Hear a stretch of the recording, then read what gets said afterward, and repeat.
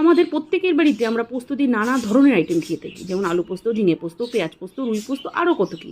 আচ্ছা, ডাল পোস্ত এই রেসিপিটা কখনো খেয়েছেন? রেসিপিটা যেমন নতুনত্ব তেমনই টেস্টি।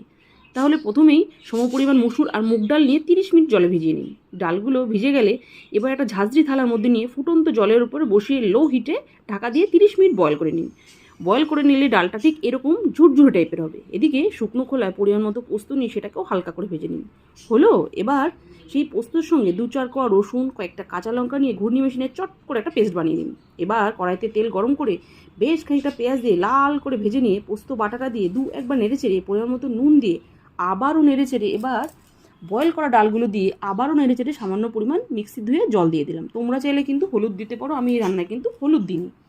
সব শেষে নেড়েচেড়ে ওপর দিয়ে ধনেপাতা কুচি দিয়ে গ্যাস বন্ধ করলে রেডি সুস্বাদু ডাল পোস্ত রেসিপি। বাস, এবার দুপুরবেলা গরম গরম ভাতের সাথে একটু ডাল পোস্ত নিন, ভাত মেখে সোজা মুখে। ডাল দিয়েও যে এরকম একটা সাংঘাতিক পোস্ত হতে পারে, না খেলে বুঝতেই পারবেন না।